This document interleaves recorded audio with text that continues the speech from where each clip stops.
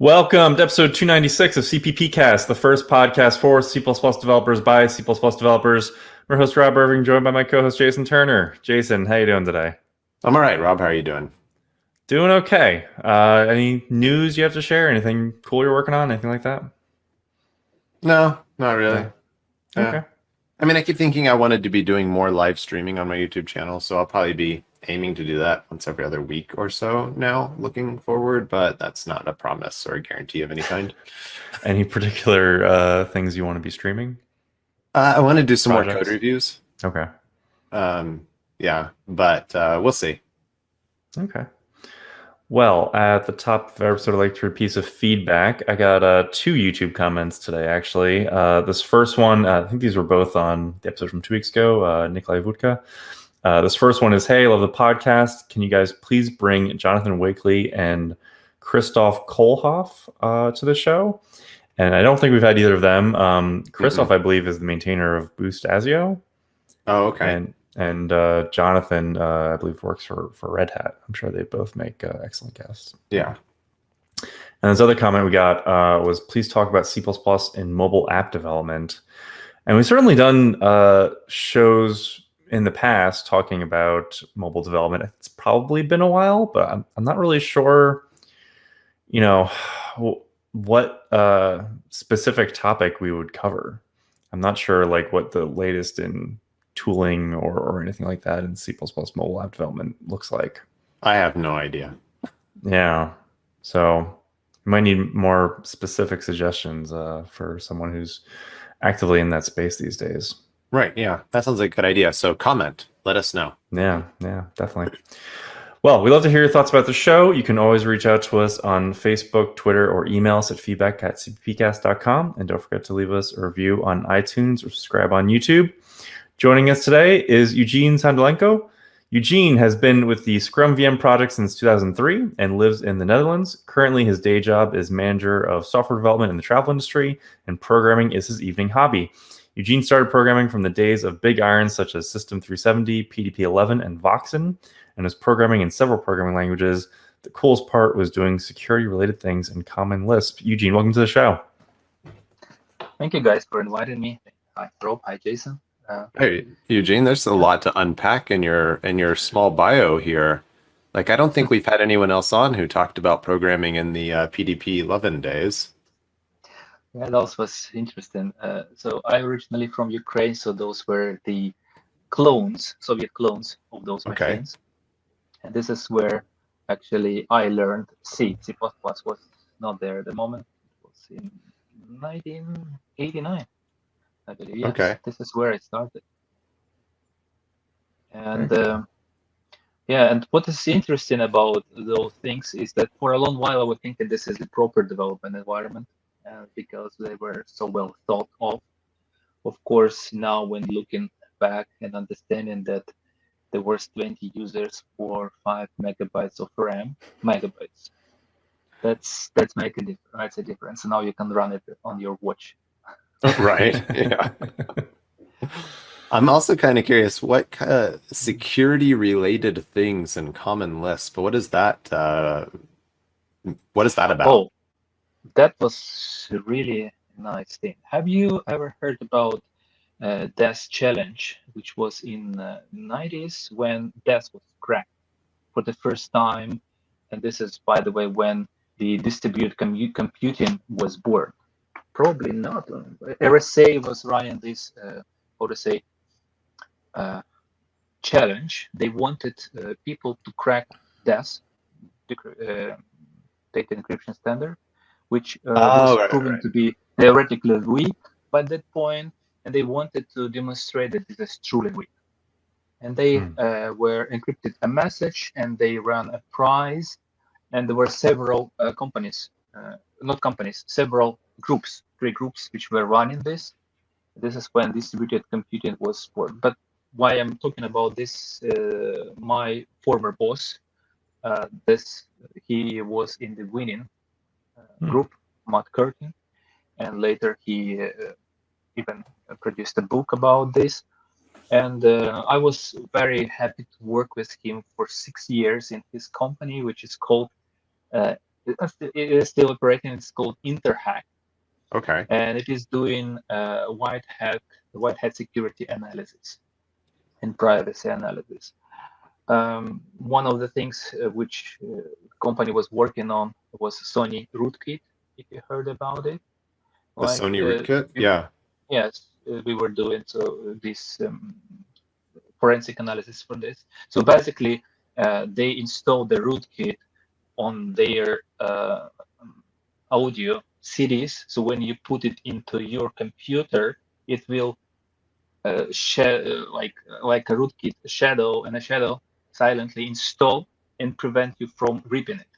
Right. And there was a big scandal when people realized what is happening, and we were acting as a security specialist. This is one thing. What I was doing on Common Lisp, it was data flow analysis on the website for analyzing if there is a third-party leak of the personal information to third parties. Maybe at that point, maybe you heard about DoubleClick, later acquired by Google, but at the time there was a huge exposure. Like internet was very immature, and for instance, when you were browsing Amazon, then whatever third-party advertisement providers were, they saw content, sometimes even your credit card numbers, content of what you're looking, what you're browsing, and they were collecting it silently. And this was the services which I was writing a piece of software in Common Lisp for this. I think DoubleClick actually has an office near me too, or did. Very interesting. Yeah, those were interesting times. Indeed. Yeah. Yeah. All right. Well, Eugene, we got a couple news articles to discuss to start off. Feel free to comment on any of these, and we'll start talking more about the work you're doing on Scum, okay? All right. So this first one is a blog post on the Visual Studio blog, and this is announcing Visual Studio 2022, and that the preview is going to be available sometime this summer. And kind of the really big headline about Visual Studio 2022 is going to be that it's going to be a 64-bit application. All the previous versions of Visual Studio have been x86, and it should be pretty huge to have more memory available on a big tool like Visual Studio. To me, the biggest question this raises is, are they then also making the linker by default the 64-bit compile? So, I mean, today, if you make a 64-bit application in Visual Studio is 32-bit, the compiler is 32-bit, the linker is 32-bit, but it generates a cross-compiled 64-bit binary.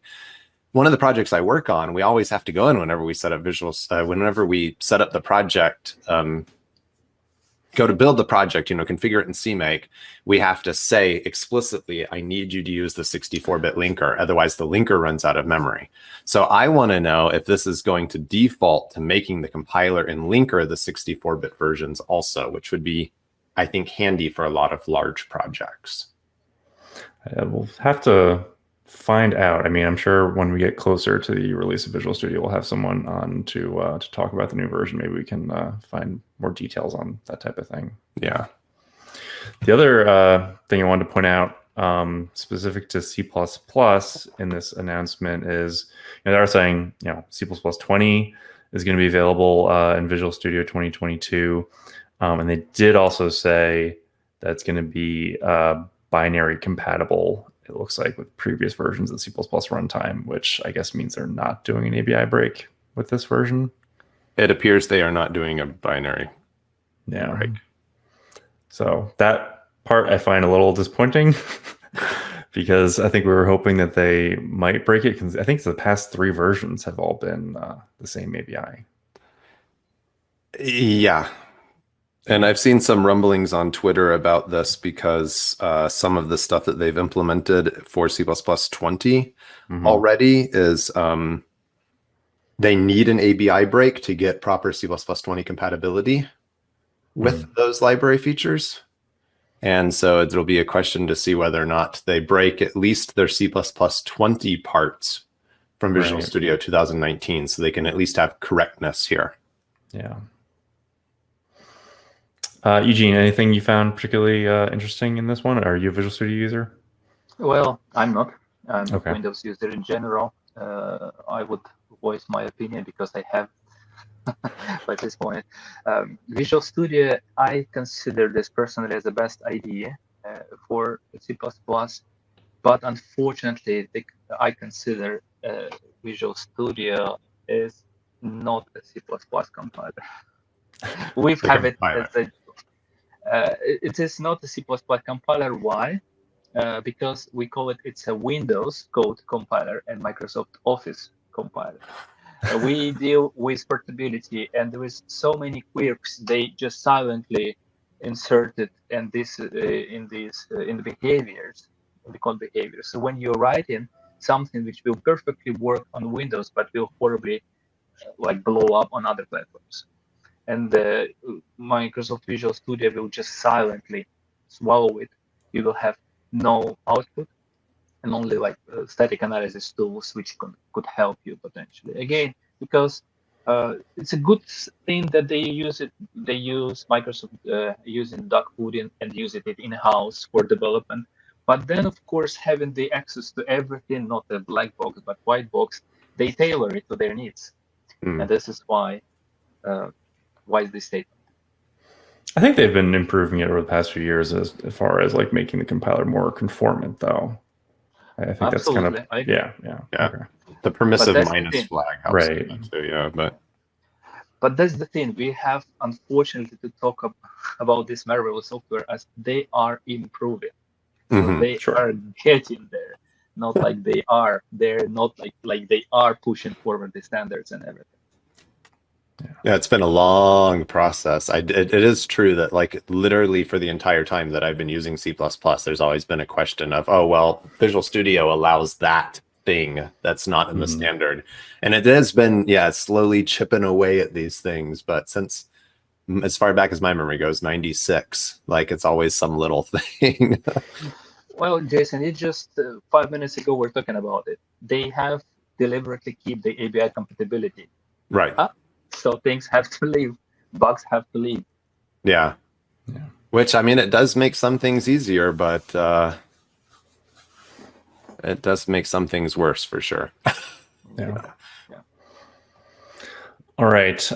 Next thing we have is a new library. It's available on GitHub, and this is from the Facebook AI research team, and it's called Flashlight, and it's a new flexible machining learning library written entirely in C++. Did you have a chance to look at this one, Jason? I did not. I am so... Someday I'm going to have to make a machine learning toy project just so I can talk about it and not sound like a moron.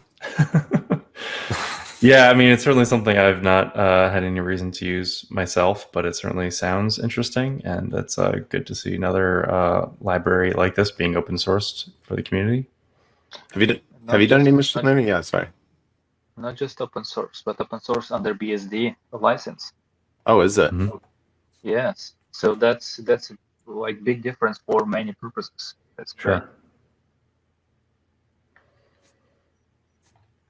Okay. And then last thing we have is the C++ annual developer survey for 2021.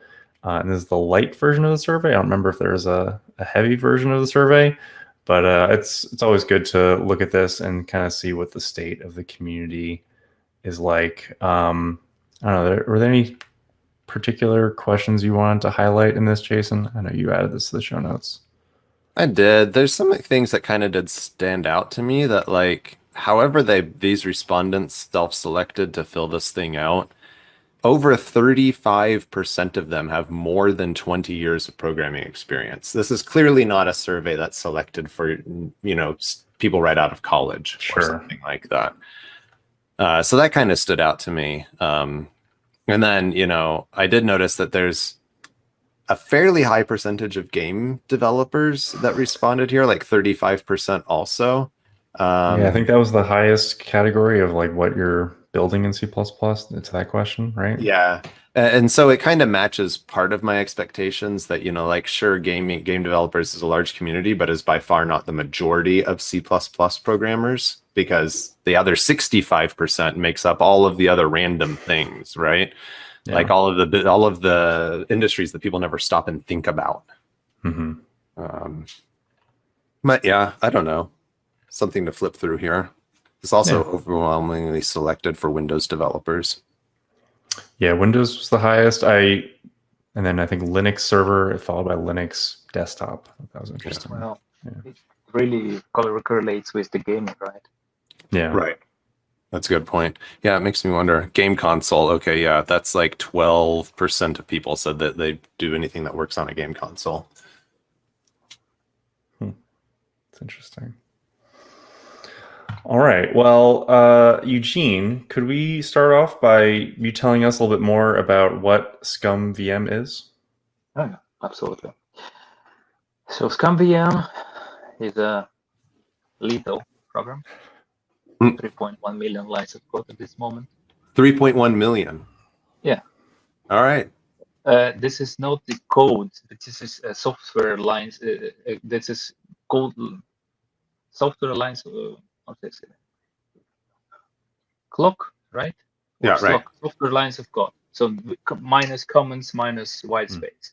Okay. This is the real MAPE, 3.1 million.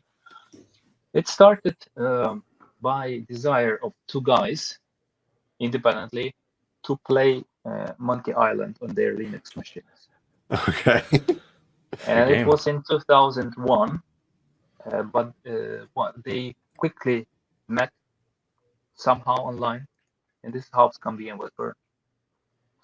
And the name is misleading, I would say, because Scum is coming from LucasArts script creation utility for Maniac Mansion, and then virtual machine, because it's inside of it, it's a virtual machine with a P code. But at this moment, ScummVM is a collection of 90 engines. We now working not only with the adventures, but point-and-click adventures, but also text adventures and RPGs. Okay. So the project is about taking some game which has interest among somebody, like some capable developer, reverse engineer its engine fully and rewrite it in a portable C++. So it's not an emulator like for a platform like DOSBox. It is not a simulator. It is just an engine being rewritten and ported to the new platform. Sometimes it's reverse engineered. Sometimes we obtain the source code from the original developers and port that one to our framework. So sometimes it's just one-to-one direct port, and this is how it works. This is what it is about. That's interesting. How often are you able to actually get the original source code to some of these older games? I can tell you that lately, like more and more often. So first of all, we already, that good thing or not, but we already addressed the low-hanging fruits. So the simplest games, simplest engines, I mean, not the game itself, but from this perspective on the internal code, have been already reversed. What is left? I can split many game engines for adventures into two big categories, like one of the splits: hard-coded ones and those which are using scripting. So hard-coded ones, that means that when you have a certain room or location on your screen, that means all the interaction, all the objects, you have C code or C++ or assembly there responding for this. Versus scripted, when they develop some kind of a intermediate language, which then used by the artist, and then you have a compact virtual machine, sometimes even like with as low as 30 different opcodes, which just executes those game scripts, and that means that the whole thing is small versus huge. To give you an example, Scum itself, it is a virtual machine, ScummVM, and it supports about 30 different games, and it is about 90,000 lines of code. while Starship Titanic, that's a game which was recently reversed, one single game but fully hard-coded, 110,000 lines of code. It's incomparable by effort. And if you strip down Scum to the minimal to a single version, it will be like maybe 15,000 lines of code versus 10 times, almost 10 times more. So that's the difference.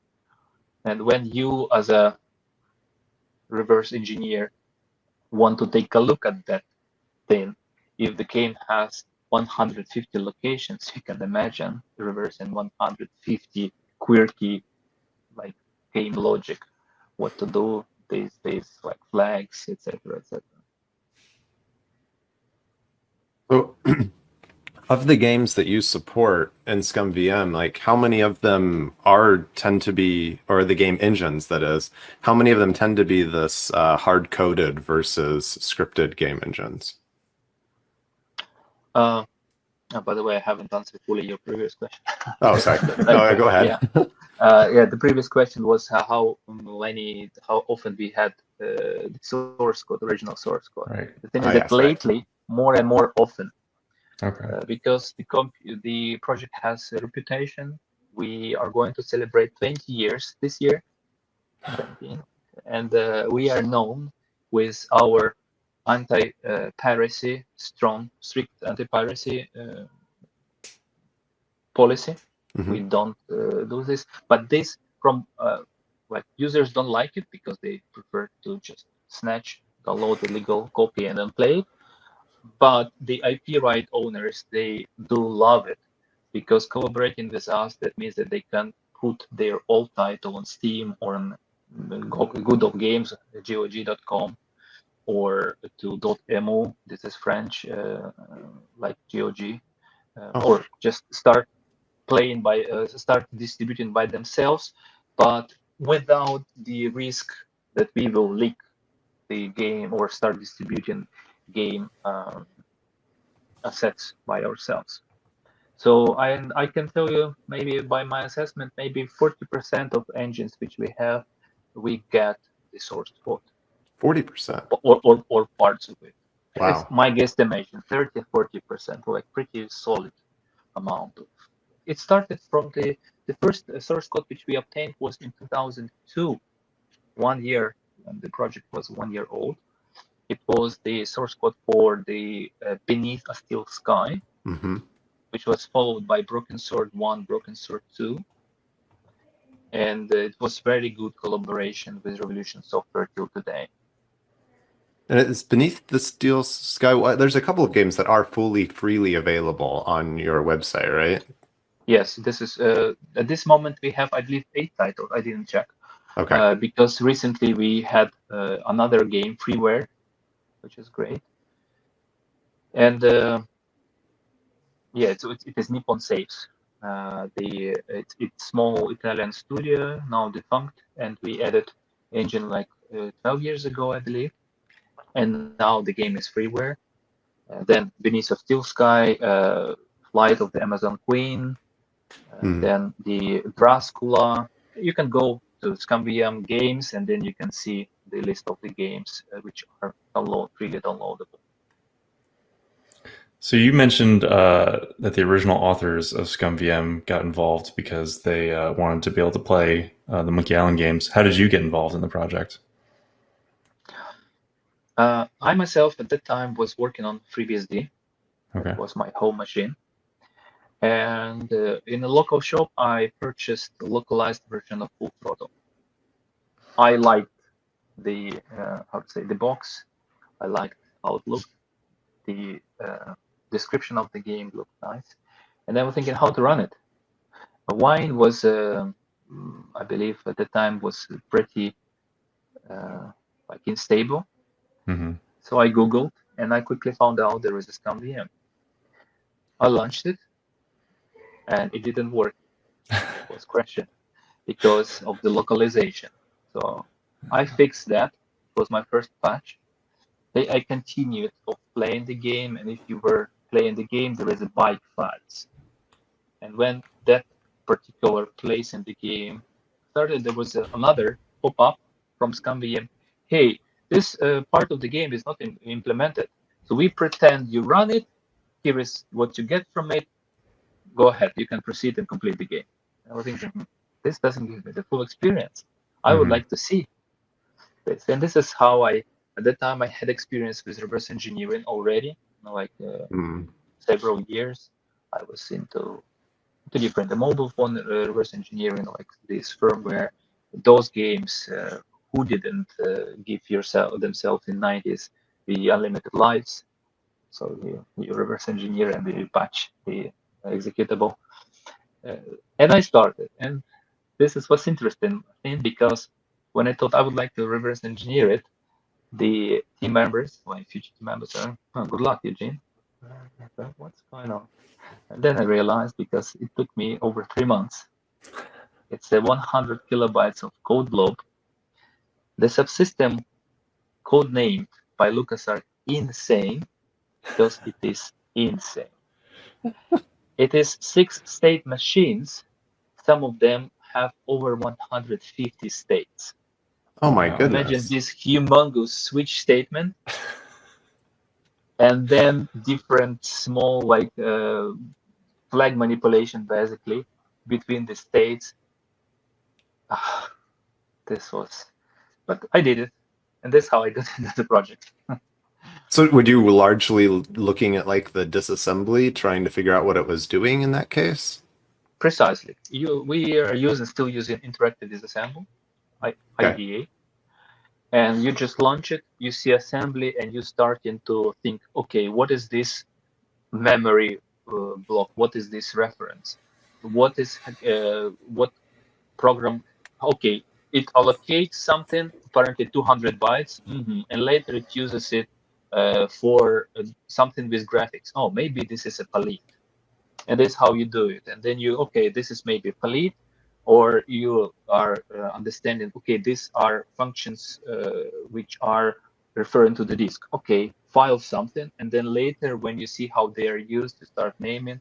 It's a tedious process, takes many months usually, and sometimes people just give up. And this is how you do it.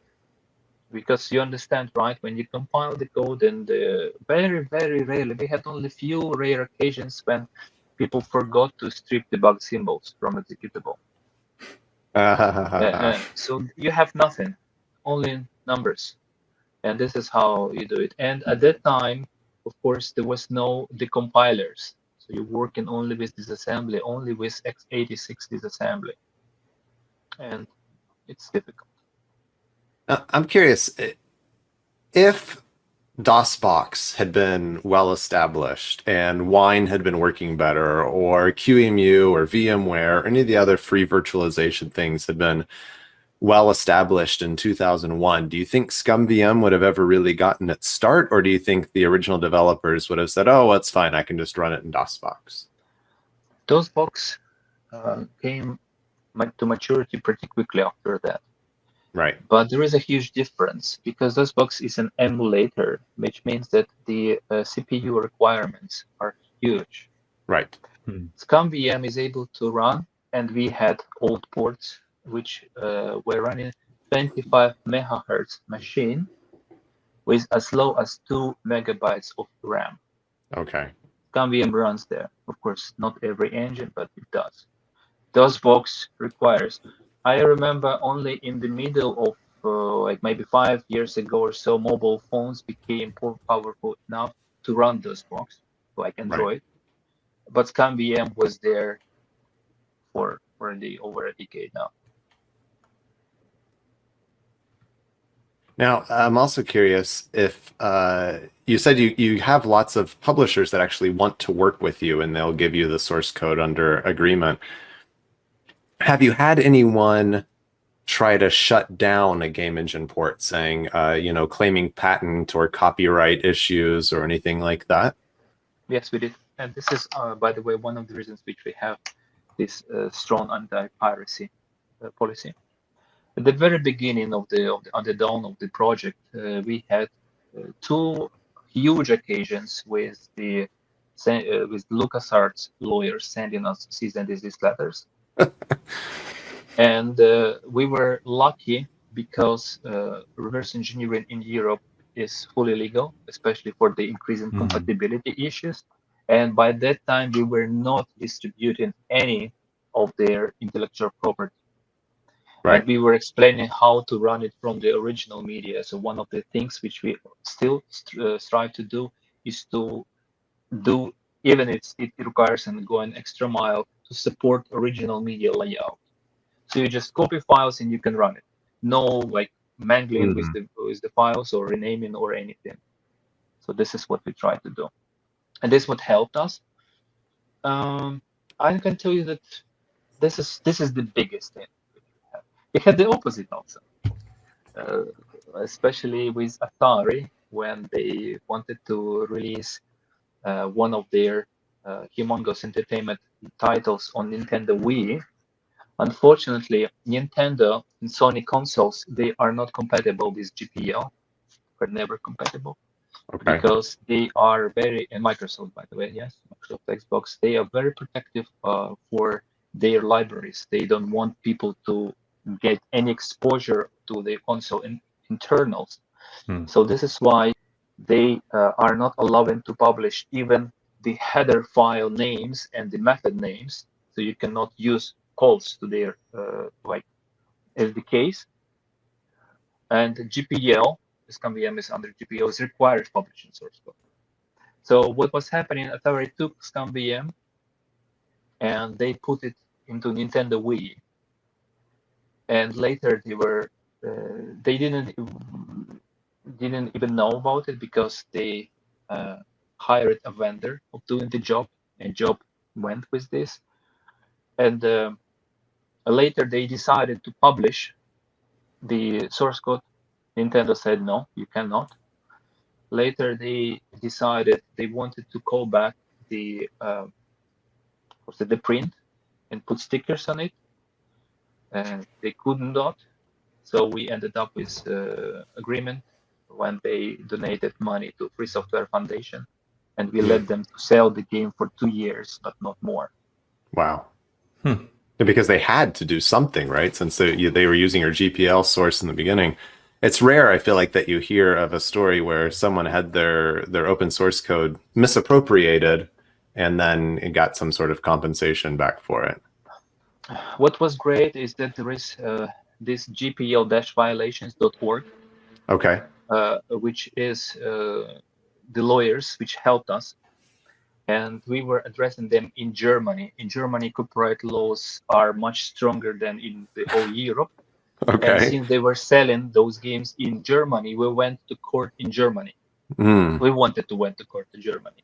So this is why we were heard.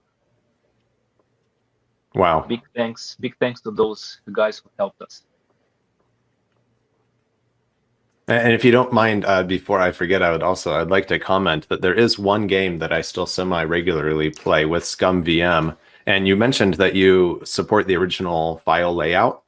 I have an original Jones in the Fast Lane multimedia PC Windows CD, which I have taken an ISO image of, and I play that ISO image on my on ScummVM fairly well, once every few months or so.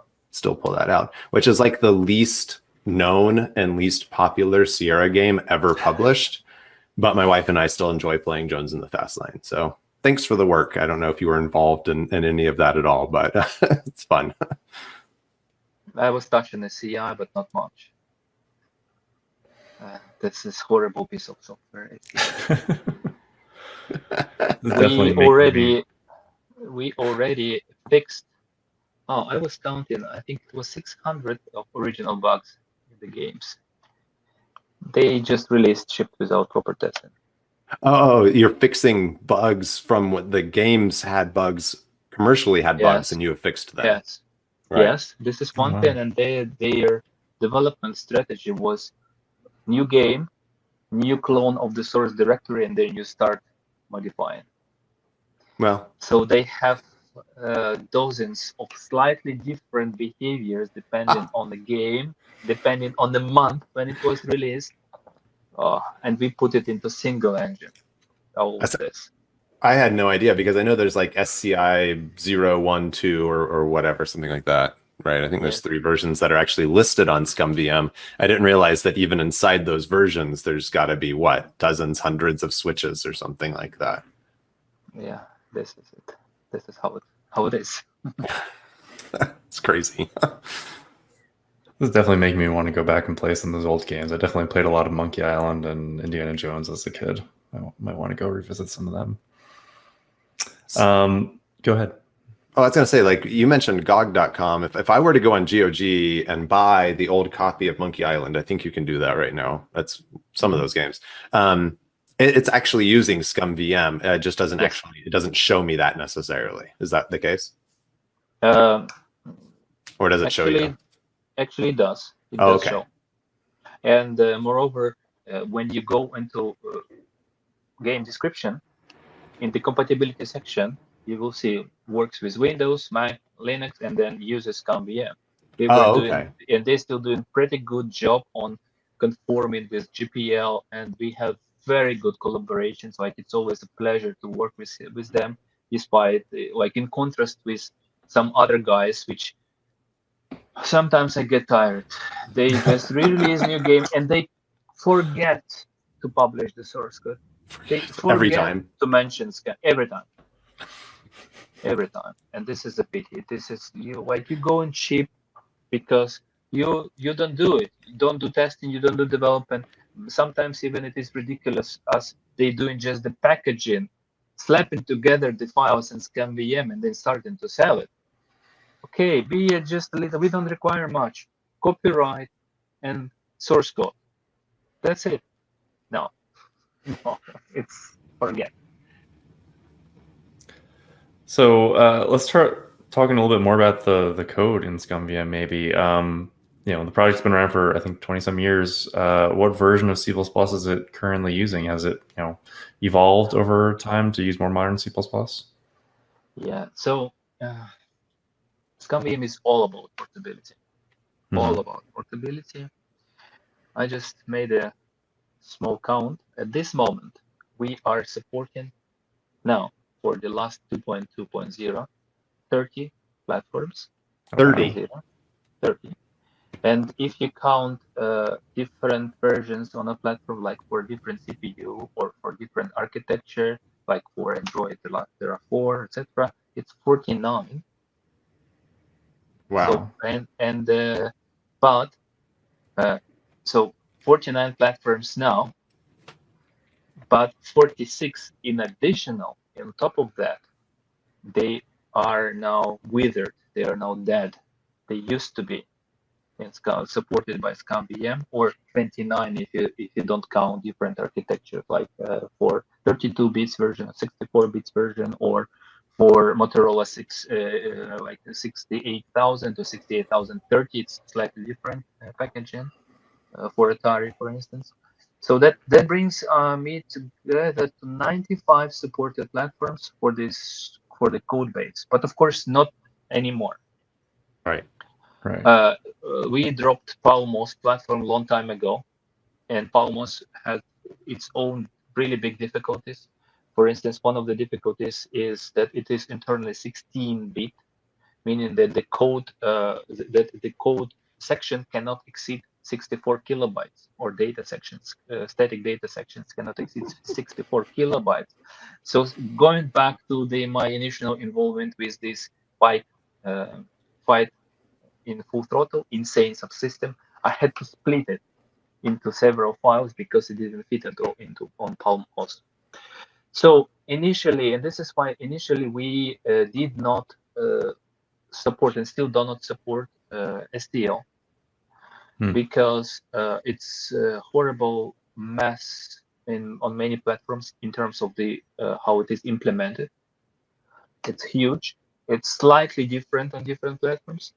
Maybe not anymore, but we have our homegrown homegrown implementations of the main data structures, and we were using only slightly templates for a long while, so C++ 98, I would say. but primarily what we were calling is serious classes for many, many years. Mm-hmm. Last year, we finally reached out after thorough testing, 30 platforms. We now support the C++11. Oh, wow. Okay. However, for this release, I still restricted to the game engine. We will see how it will be on the next release, how many ports we will have dropped. If not, if we will not drop any, that would mean that we will allow C++11 in the core. Because the architecture ScummVM is the core, then there is backends, which is talk to the hardware, and then there is engines, which are using this called OS system middle layer hardware abstraction, and also the helper classes like graphics decoders, audio decoders, and video decoders, and all that stuff. So this is how we do it. So yeah, C++11 by this moment. And some engines are using it extensively. Okay. Auto, more quirky templates, better initializers, much more convenient. So those things.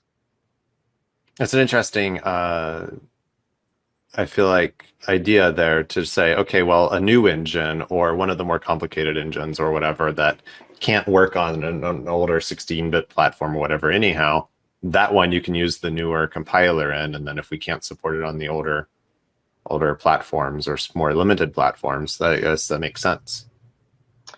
Correct. This is about how we do it, but we primarily still try to stick to the hardware limitations, meaning Right. like screen is too small for running certain engine. So this is why we are reluctant to restrict the engines by technology, meaning that by the compiler maturity. But just last month, huge work has been finished on virtualizing our build bot, which also along the way, the philosopher, basically Nick, of the guy who was doing it, he upgraded two chains for most of the ports to the modern theme. So this is why we are able to support safely C++11. Maybe even we will go with 13 like next year or in 2 years. We will see. Yeah, how does that work? How do you know if you broke one of the 40 platforms or one of the 90 game engines? I mean, that's a problem. Do you have a lot of CI infrastructure set up or anything like that? That's a problem. That's a problem. We don't know. Okay. We tried to implement maybe 10 years ago a so-called event recorder, which so that means that you, as a player, just click, and then it will record your events and try to replay those in automatic fashion. Unfortunately, we never finished that, and because of the complex architecture of ScummVM, it was very difficult to synchronize it. So you are doing recording, but then getting out of sync eventually. Okay, right. And so this is why it didn't go anywhere. For a long time, we were relying on just user testing. And like we have 19 engines, but the changes to the middle layer are reviewed very, very carefully. And engines then leave and being developed by sub-teams individually. Many of these 90, they are complete. So then the only thing which you worry about is that the thing just compiles, because it's work, it has been tested. We have at this moment something, we don't know, we lost the count. When we were on SourceForge and we moved from there 6 years ago, we had over 10 million downloads. How many now? Maybe 15 million or something like this. And the user base is quite big. Of course, few of them, but we are talking about big numbers run still. That means that every day we have like bug reports or feature requests or something. This is why we kind of see that things are continue working. But for the backends, we have a specially designed engine which checks all the needed features that you implemented those properly. Mm-hmm. It is like a wizard. It tests like all of the things which are doing, and then you can easily see if your backend implementation proper. And if it is, that means that all of those engines or most of them will just work. This is how we design this, like thanks to this intermediate layer of abstraction from the hardware, it just works. It's almost what Java wanted to be. Write once, run everywhere. Right. It sounds like just such a huge amount of work. And I know you mentioned some companies collaborate with you. Does anyone on the project actually get paid at all or contracted by any of these game companies that want their engine ported or anything like that? So first of all, we have a really fruitful collaboration for a long time for this Google Summer of Code. Okay. Oh, okay. This year as well. So like every year except one in 2019. In 2019 we didn't go through, but since 2007 it is 13th year or 14th year now of Google Summer of Code we were accepted to the program. That means that every year from like 2 to 6 students are working with us and paid by Google. Right. Then one guy, so number of guys actually they got into industry thanks to the experience they got from ScummVM. Okay. Like the guy who was working on Broken Swords initially and Beneath a Steel Sky, now actually is a director of a technical director at Revolution Software, and he was doing he was overseeing the Broken Sword 5 development. Then the guys who initially worked Yazer or Vincent Ham, he is still in gaming industry. He was after ScummVM. He did several things, and one of them is Heavy Rain. It's a PlayStation 3 game. Okay. Then Ludwig Strigeus, it's another guy. That's a guy with a big G. Because after that he just went and he spawned Open TTD, Transport Tycoon Deluxe. Yeah. He reversed. No, I don't know. It's maybe bigger than ScummVM, like by the community. Right. That's his name. Second thing, then after that he was doing MuTorrent. He implemented it. MuTorrent, and these days he is a principal engineer at Spotify. And if I remember correctly, he was one of the guys who just came up with this idea. So this is Ludwig. I don't know if that counts. A couple of guys in our team, they are actually working as CTOs in other companies. I myself manager in another company, software manager. So ScummVM helps us to stay sharp because on our daily job we probably don't write code. But now, thanks to this, I personally understand a lot of what is going on inside and outside, and what my teams are doing. So for most of you, or for a lot of you, it's a way to stay sharp, a way to have some fun programming time outside of work. Yes, and this is the thing. This correlates with the questionnaire about C++. 20 plus years of experience. You're getting old as well. Is there, are you looking for new contributors? Is there plenty of bugs or new things to work on in the code base? Okay. Always. There is a lot of work. And yes, and people actually, I was glad to see that in the last couple of years, several developers joined us, sometimes working on a completely brand new engine. Sometimes people just drop by, start working on infrastructure things, which is exciting. Because as you may imagine, through these years, number of people left the project as well. Life, loss of interest, or like I remember one of the co-leaders with whom I was co-leading the project for a number of years, he just finished his PhD and he thought, I have no time for the project anymore. Bye, guys, and stuff like this. We actively have at this moment around maybe 50 to 60 developers. The peak throughout the project was 85. And in total, if you take a look at GitHub or commit count, I think 500 or so people contributed. So say I have an idea, I'm like, well, some game engine, I can't even think of one right now that's not already supported by Scum because it supports so many. I want to reverse engineer it and I want to propose it to Scum. How do you decide if a game engine is a good candidate at all? Like, is there some litmus test for it has to support X number of games for it to make sense or anything like that? No, the requirement has to be adventure or RPG. That's it. Okay. Last year, we merged with Residual VM. It's our sister project, which supports 3D games. So now it could be even 3D game. So 3D adventure, not necessarily point and click, because we now support the interactive fiction. Right. Interactive fiction, yeah. Like, yes, fully textual even.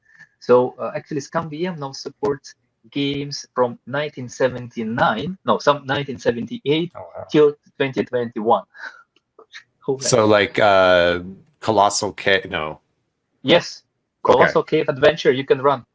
Okay. The original version, like not the very original version, which was written in Fortran, but it was later ported to Z machine.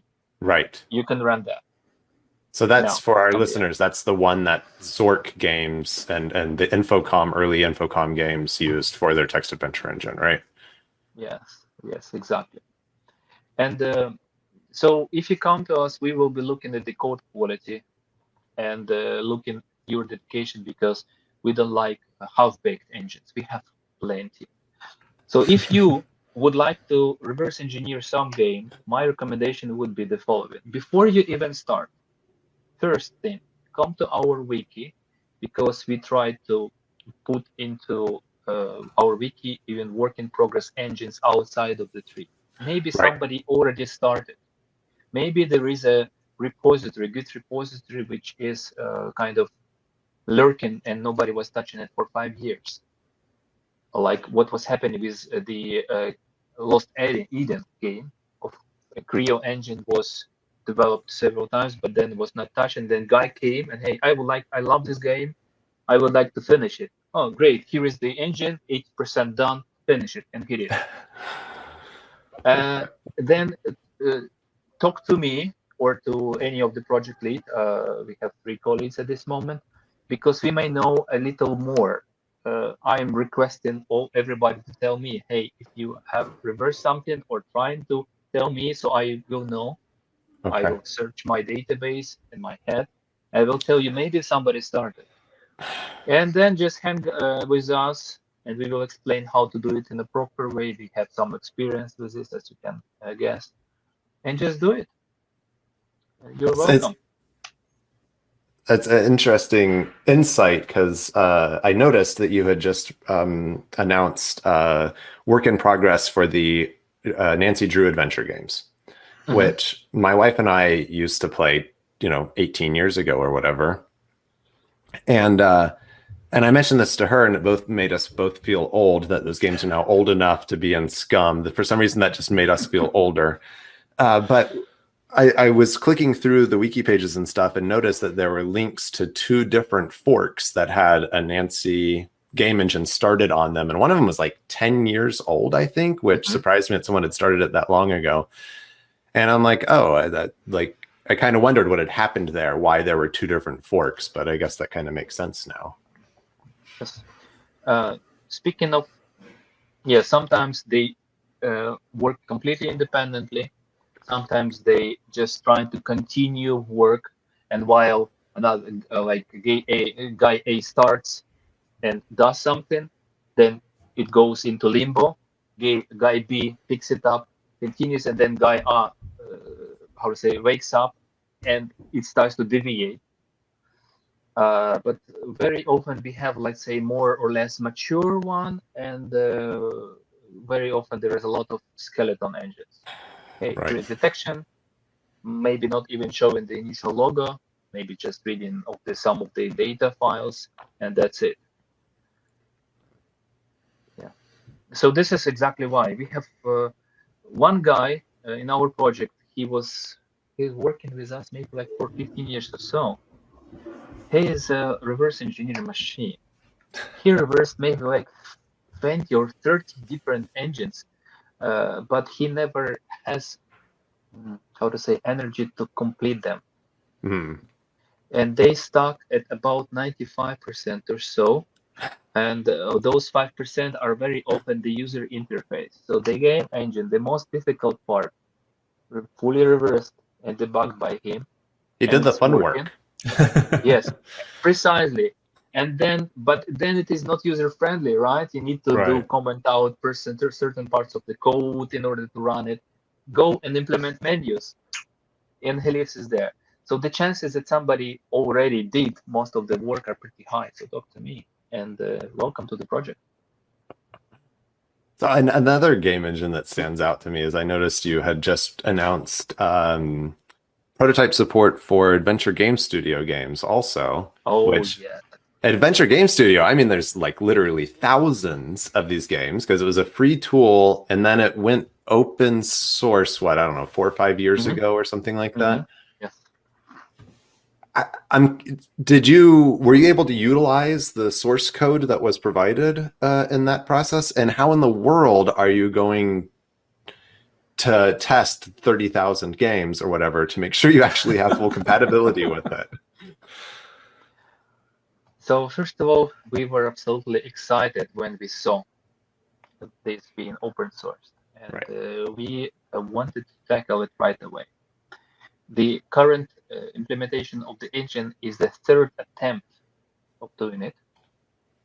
First 2 attempts were unsuccessful, unfortunately, because especially at the very beginning, there was a certain resistance from the AGS development community themselves.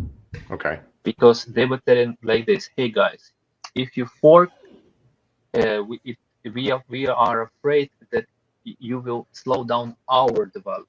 We would like to add more new features, but then we will have to look back at you that you backport those. And by the way, we don't really want to learn your intermediate layer. We would go with our own. So this is where it was at the very beginning. But last year, they came to us, and when it was raised, by the way, in one of the interviews, I was mentioned that they are so against us, this idea. They actually came to us, the current project leader, and said, hey guys, apparently there is misunderstanding or miscommunication or something, but at least whatever was happened. But now we are more than happy of you doing this. And this is why we had several people who are truly interested in this engine. And one of them is like major contributor, Dream Master. He actually re-implemented Black Cauldron, the CI game, fully in AGS back then, and he wanted it to be working. And this is why he took it. And he's one of the most experienced developer. And developers at ScummVM. He just ported that published source code with additional quirks. But as usual in ScummVM support, in ScummVM spirit, once we finish that, we will try to do what is missing in the current code. It doesn't support early version before 2.5 of AGS. Those versions which are now really difficult to run. So we have plans later to come back and reverse engineer and re-implement those as well and put part. So making ScummVM definitive engine for running AGS games. Wow. And on your question, how we're going to make sure that it is working, public testing, this is what is ongoing right now. And we have already like a couple of dozens of games tested, bug reports filled in, many bug reports were already fixed. And this is what is happening. Good thing with these authoring tools. Since it is an authoring tool, when you implement the feature as it is for one game, of course, other game developers were relying on this particular behavior of this feature. So you don't necessarily need to test all of those games because they are, again, against built around this specific behavior, this specific, let's put it, library of the graphics and sound handling, which AGS is. So this is why. So the problems come in there when they are using external plugins, which AGS allows. And if this plugin is not re-implemented in ScummVM, we have to reverse it and re-implement. We have already like 5 or 6 implemented, most widespread one. This is the only reason. Okay. Yeah. Yeah. AGS is extendable system. I had forgotten about that feature of it. I've only ever played around in AGS, and I used to like to play the each year whoever would win their competitions and that kind of thing. I would play those games. So, but that's been a long time. And yes, we currently identify, I believe, like 600 games. That's not all of them, but AGS is not big enough. GLK is currently supporting 4,000 games. GLK? I don't know that one. Interactive fiction. Okay, right. But this is, how to say, set of those sub engines. But there is one engine which is still being in development, and that's going to be huge. Macromedia Director. Macromedia Director, yes. Yeah. Okay. All right. That's the thing. This is where the really mother load of games were written on. We have our wiki page where we try to document its endless. Okay. Well, Eugene, it was great having you on the show today. If listeners want to go learn more about Scum or possibly contribute to the project, where should they go? These days it's Discord. Okay. Go to ScummVM.org and there is a link on the top. This is where all of the developers, most of them, two or three are still on IRC, but we have a gateway. So talk there. Or there is ScummVM Devel mailing list, but it's very low profile, mainly for the announcements. Okay. Well, it's great having you on the show. Thank you very much, guys. Awesome. Thanks for coming on.